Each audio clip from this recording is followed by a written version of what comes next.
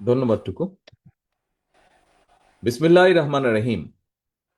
বাংলাদেশের মহান বিজয়ের ৫৫তম দিবস উপলক্ষে বিএনপি আয়োজিত আজকের এই আলোচনা সভার সম্মানিত সভাপতি জনাব মির্জা ফখরুল ইসলাম আলমগীর, মঞ্চে উপস্থিত জাতীয় স্থায়ী কমিটির সম্মানিত সদস্যবৃন্দ, সম্মানিত কেন্দ্রীয় নেতৃবৃন্দ, আমার সামনে উপস্থিত বিভিন্ন শিক্ষক, বুদ্ধিজীবী, বিএনপি এবং অঙ্গ সহযোগী সংগঠনের নেতা কর্মী, সমর্থক বৃন্দ, সহকর্মী বৃন্দ, সাংবাদিক ভাইরা, আসসালাম আলাইকুম। দেশের ইতিহাসের সবচেয়ে গৌরবোজ্জ্বল দিন আমাদের আজকের এই মহান বিজয় দিবস। যতদিন বাংলাদেশ থাকবে, কখনো এই দিবসের গুরুত্ব এবং তাৎপর্য কিন্তু মলিন হবে না। তবে একটা বিষয় আমাদের সকলের মনে রাখা বা স্মরণ রাখা দরকার, এবং অবশ্যই একই সাথে সতর্ক থাকা দরকার। সেটা হলো বাংলাদেশের মহান যে মুক্তিযুদ্ধ, এই স্বাধীনতা, এই মুক্তিযুদ্ধ বা স্বাধীনতাকে প্রশ্নবিদ্ধ করার জন্য, প্রশ্নবিদ্ধ করতে দেশি বিদেশি অপশক্তি তখনও যেমন সক্রিয় ছিল, এখনো ঠিক একইভাবে তারা সক্রিয়। সময়ের সাথে সাথে হয়তো ষড়যন্ত্রকারীদের রূপ, রং, চেহারা হয়তো পাল্টেছে, কিন্তু চরিত্র ভিন্ন মত, একদমই পাল্টায়নি। তাদের চরিত্র বিন্দুমাত্র পাল্টায়নি। সম্মানিত উপস্থিতি, বাংলাদেশ কিন্তু হঠাৎ করে সাগরের বুকে বুকে ভেসে ওঠা কোনো ভূখণ্ড নয়। এখানে সকল বক্তা বলেছেন, যারা আলোচনা করেছেন, আলোচকবৃন্দ সকলেই বলেছেন, লাখো শহীদের আত্মত্যাগ আর অসংখ্য মা বোনের সম্মানের বিনিময়, সম্ভ্রমের বিনিময় বাংলাদেশ নামক এই ভূখণ্ডটি আমরা অর্জন করেছি, এই স্বাধীনতাটি আমরা অর্জন করেছি। স্বাধীনতা এবং মুক্তিযুদ্ধের সেই গৌরবময় ইতিহাস নিয়ে রচিত হয়েছে অসংখ্য গল্প, কবিতা, বই রচিত হয়েছে। অনেকেই হয়তো জানেন, স্বাধীনতা এবং মুক্তিযুদ্ধের পূর্বাপর ঘটনা বলে নিয়ে স্বাধীনতার ঘোষক, বাংলাদেশের স্বাধীনতার ঘোষক শহীদ রাষ্ট্রপতি জিয়া রহমানের নিজের লেখা কিন্তু একটি প্রবন্ধ রয়েছে, এবং সেটির নাম একটি জাতির জন্ম। এই নিবন্ধনটি বা প্রবন্ধটি আমাদের স্বাধীনতা এবং মুক্তিযুদ্ধের ইতিহাসের একটি অনন্য দলিল। সম্মানিত উপস্থিতি, পতিত পলাতক একটি চক্র শুধুমাত্র নিজেদের হীন দলীয় স্বার্থে বাংলাদেশের স্বাধীনতা এবং মুক্তিযুদ্ধের ইতিহাসের বিকৃতি ঘটিয়েছিল। স্বাধীনতা এবং মুক্তিযুদ্ধের ইতিহাসকে চেষ্টা করেছিল তারা, করেও ছিল, অনেক ক্ষেত্রে দলীয় ইতিহাসে তারা পরিণত করেছিল। আর এই অপরামদর্শী অপচেষ্টার কারণেই পরিস্থিতির সুযোগ নিয়ে এখন আবার মুক্তিযুদ্ধের পরাজিত একটি চক্র বিজয়ের নতুন ইতিহাস রচনার অপচেষ্টা তারা করছে। প্রিয় ভাই বোনেরা, পরাজিত চক্রকে মোকাবেলায় প্রতিশোধ, প্রতিহিংসার পরিবর্তে বিজয়ের সফল প্রতিটি মানুষের ঘরে পৌঁছে দেবার জন্য স্বনির্ভর সমৃদ্ধ একটি গণতান্ত্রিক বাংলাদেশ প্রতিষ্ঠাই হোক এবারের বিজয় দিবসে আমাদের অঙ্গীকার। আমি, শুধু আমি না, আমরা সকলে, বিএনপি মনে করে, যতদিন পর্যন্ত এই রাষ্ট্রে জনগণের রাজনৈতিক এবং অর্থনৈতিক ক্ষমতায়ন নিশ্চিত করা না যাবে, ততদিন পর্যন্ত স্বাধীনতা এবং গণতন্ত্র টেকসই ভিত্তির উপর দাঁড় করানো যাবে না। সম্মানিত উপস্থিতিবৃন্দ, বাংলাদেশের স্বাধীনতা অর্জনের পর থেকে আজ পর্যন্ত যতবার দেশের গণতন্ত্র হুমকির সম্মুখীন হয়েছে, আমরা দেখেছি ততবারই দেশের স্বাধীনতা, সার্বভৌমত্ব হুমকির সম্মুখীন হয়েছে। 1975 সালের 7ই নভেম্বর কিংবা 2024 সালের 5ই আগস্ট, ইতিহাসের প্রতিটি বাঁকে এর সত্যতা কিন্তু প্রমাণিত হয়েছে। কখনোই জনগণকে ক্ষমতাহীন করে রাষ্ট্রযন্ত্র কখনোই ক্ষমতাশীল হয়ে উঠতে পারে না। জনগণকে ক্ষমতাবান করার পূর্ব শর্তই হচ্ছে, যা সব সময় বলে এসেছি আমরা, পূর্ব শর্তই হচ্ছে জনগণের সরাসরি ভোটে জনগণের কাছে দায়বদ্ধ, জনগণের কাছে জবাবদিহিমূলক রাষ্ট্র সরকার প্রতিষ্ঠা। এবং এ কারণেই বিএনপি সব সময় রাষ্ট্র এবং সরকারে জনগণের অধিকার প্রতিষ্ঠা করতেই যে কোনো মূল্যে দেশে অবাধ, সুষ্ঠু এবং নিরপেক্ষ নির্বাচন অনুষ্ঠানের পক্ষে সকল সময় দৃঢ় অবস্থান গ্রহণ করেছে।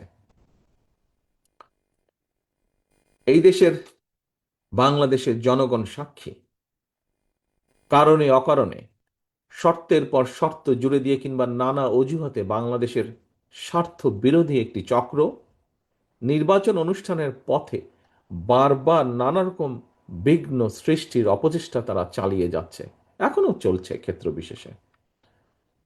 আল্লাহর রহমতে আলহামদুলিল্লাহ সব রকম বাধা উপেক্ষা করে প্রায় ১.৫ দশকেরও বেশি সময় পর নির্বাচন কমিশন শেষ পর্যন্ত জনগণের সেই কাঙ্ক্ষিত জাতীয় নির্বাচন অনুষ্ঠানের তারিখটি ঘোষণা করেছে। তবে প্রিয় ভাই বোনেরা, সতর্ক থাকতে হবে, ষড়যন্ত্র কিন্তু এখনো থেমে নেই।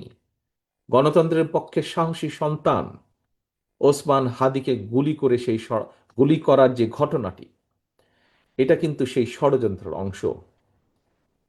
কি ছিল ওসমান হাদির অপরাধ? একজন রাজনৈতিক কর্মী হিসাবে আমার মনে যে প্রশ্নগুলি দেখা দিয়েছে, এই কয়েকটি প্রশ্নের জবাবের মধ্যেই আমার মনে হয় গণতান্ত্রিক জনগণের সামনেও এই যে এই ঘাতকদের চরিত্র স্পষ্ট হয়ে উঠবে। আমার মনে একজন রাজনৈতিক কর্মী হিসাবে যেই প্রশ্নগুলো দেখা দিয়েছে, এক, বর্তমান অন্তর্বর্তীকালীন সরকার বা সরকারকে যদি ব্যর্থ করা যায়, কারা তাহলে খুশি হবে? দুই, নির্বাচন ছাড়াই বর্তমান অন্তর্বর্তীকালীন সরকারকে বহাল রাখা গেলে কারা লাভবান হবে? তিন, দেশে জনগণের ভোটে জনগণের সরকার প্রতিষ্ঠিত না হলে কাদের লাভ? প্রিয় ভাই বোনেরা, আমি বিশ্বাস করি এইসব প্রশ্নের জবাবের মধ্যেই হাদির ঘাতকেরা লুকিয়ে রয়েছে। স্বাধীনতা প্রিয় গণতান্ত্রিক জনগণের শত্রুরা ঘাপটি মেরে রয়েছে এইসব প্রশ্নের ভেতর। প্রিয় ভাই বোনেরা, সম্মানিত উপস্থিতিবৃন্দ, প্রিয় নেতৃবৃন্দ, আমি বিজয় দিবসের এই গৌরবজনক সময় দৃঢ়ভাবে বলতে চাই, যারা স্বাধীনতা প্রিয় গণতান্ত্রিক জনগণকে ভয় দেখাতে চায়, তার অবশ্যই ব্যর্থ হবে ইনশাল্লাহ। ভয়ের কোনো কারণ নেই। মানুষের জয় পরাজয়, জীবন মৃত্যু সবকিছু আল্লাহর হাতে নির্ধারিত। সুতরাং আল্লাহর উপরে ভরসা রেখে আমরা সকলে যদি ঐক্যবদ্ধভাবে জনগণের অধিকার প্রতিষ্ঠার মিছিল এগিয়ে নিয়ে যেতে থাকি, ইনশাল্লাহ ষড়যন্ত্রকারীরা অবশ্যই পিছু হটতে বাধ্য হবে। ১৯৭১ সালে প্রমাণিত হয়েছে, ২০২৪ সালে প্রমাণিত হয়েছে, ১৯৭৫ সালের ৭ই নভেম্বর ৯০-এ স্বৈরাচার বিরোধী আন্দোলন, প্রতিটি আন্দোলন সংগ্রামে প্রমাণিত হয়েছে, জনগণ ঐক্যবদ্ধ থাকলে জনতার বিজয় কেউ ঠেকিয়ে রাখতে পারে না। আমি দৃঢ় কণ্ঠে বলতে চাই, নির্ধারিত সময় নির্বাচন ইনশাল্লাহ অনুষ্ঠিত হবে। আসন্ন নির্বাচনকে সামনে রেখে গ্রামে গঞ্জে, শহরে বন্দরে, নগরে, বাজারে মহল্লায়, অলিগলিতে, রাজপথে জনগণের নিজেদের অধিকার প্রতিষ্ঠার এই নির্বাচনে মিছিলে আমিও আপনাদের সঙ্গে থাকব ইনশাল্লাহ। প্রিয় ভাই বোনেরা, আসন্ন জাতীয় নির্বাচন কিন্তু কেবলমাত্র একটি এক্সপেরিমেন্ট বা এক্সপেরিয়েন্স অর্জনের নির্বাচন নয়। সম্মানিত মহাসচিব সাহেব আজকের অনুষ্ঠানের সভাপতি কিন্তু ওনার বক্তব্যে বলেছেন, আমিও অতীতে বারবার বলেছি, আসন্ন জাতীয় নির্বাচন অতীতের যে কোনো নির্বাচনের চেয়ে জটিল এবং গুরুত্বপূর্ণ। কেন? এবারের নির্বাচনের সঙ্গে জড়িত আছে বর্তমান এবং ভবিষ্যৎ প্রজন্মের স্বাদ, আশা, আকাঙ্ক্ষা, স্বার্থ এবং সম্ভাবনা।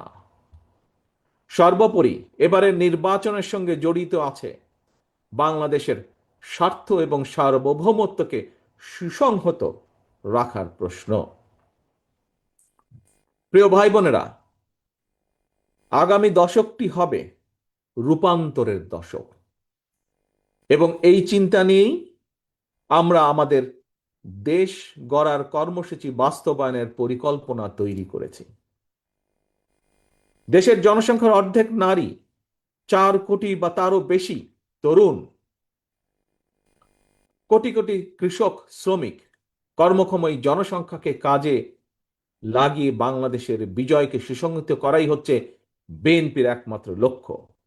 একটি স্বনির্ভর সমৃদ্ধ বাংলাদেশ গড়ে তোলার মাধ্যমেই আমরা আমাদের আগামীর প্রতিটি বিজয় দিবসকে আরো গৌরবান্বিত এবং আরো অর্থবহ করে গড়ে তুলতে চাই।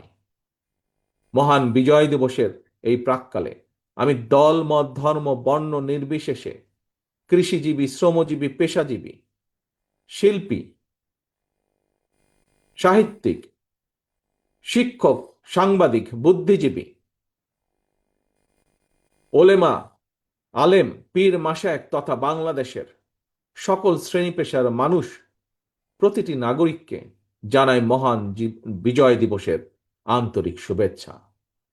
মহান বিজয় দিবস উপলক্ষে বিজয়ের বার্তাকে, প্রিয় ভাই বোনেরা, বিজয়ের যে বার্তা, এই বার্তাকে আমরা শুধুমাত্র স্লোগানের ভিতরে সীমাবদ্ধ রাখব না। বিজয়ের সুফল প্রতিটি নাগরিকের ঘরে ঘরে পৌঁছে দিতে আসন্ন জাতীয় নির্বাচনে বাংলাদেশ জাতীয়তাবাদী দল বিএনপি বা ধানের শীষ আবারও জনগণের সহযোগিতা, সমর্থন এবং সুযোগ প্রত্যাশা করছে। পরিশেষে আল্লাহর দরবারে 1971 সালের স্বাধীনতা অর্জনের যুদ্ধে শহীদ এবং 2024 সালে স্বাধীনতা অর্জনের যুদ্ধে শহীদ এবং 71 থেকে আজ পর্যন্ত দেশে গণতন্ত্র এবং জনগণের অধিকার প্রতিষ্ঠার আন্দোলনে সকল শহীদদের রুহের মাগফিরাত কামনা করছি। আল্লাহর দরবারে প্রতিটি আন্দোলন সংগ্রামে হতাহতদের দ্রুত আরোগ্য কামনা করে আমার বক্তব্য আজ এখানে শেষ করছে। আল্লাহ হাফেজ। বাংলাদেশ জিন্দাবাদ। বাংলাদেশ জাতীয়তাবাদী দল জিন্দাবাদ।